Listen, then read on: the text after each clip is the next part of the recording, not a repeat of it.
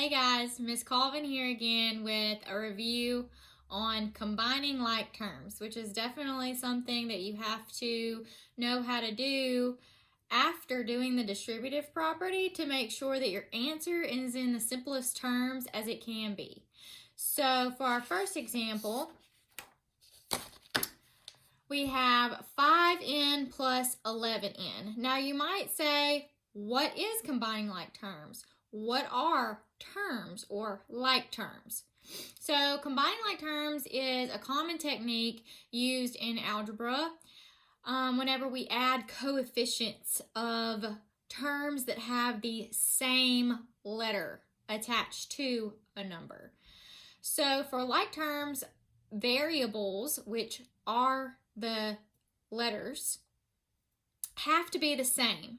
And so for our first example, whenever we add together 5n plus 11n, we would add together the coefficients, which is 5 and 11, and get 16.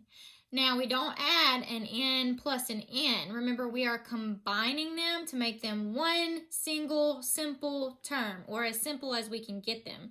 So here we would say that since both of them have the n, we would bring that down behind the 16. So let me give you another example of that.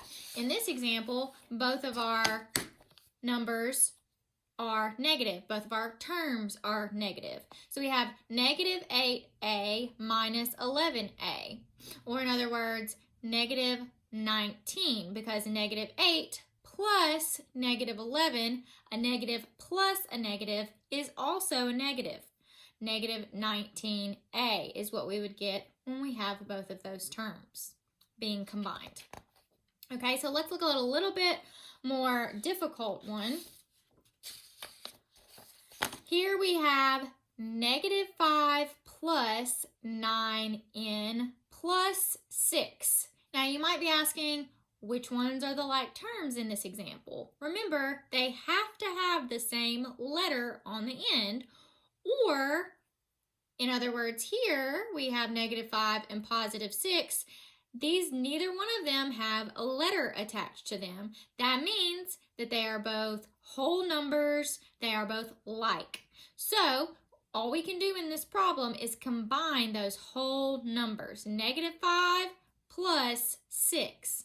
Negative 5 plus 6, remember, we're going to here get 1, because if we are on the number line and we are at positive 6 and we go back 5 towards 0, we're going to get 1. Now, what do we do with the 9n? There are no like terms in this problem that have another n anywhere in this problem. So all we can do is bring down that 9n and make sure that we list it after our other answer in our problem's answer.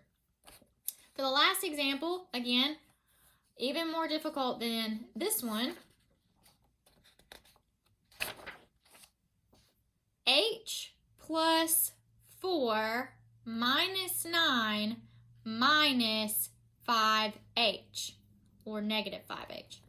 So a lot of times in my classroom, I like to use different colors or different shapes to point out the like terms. Here we have an h.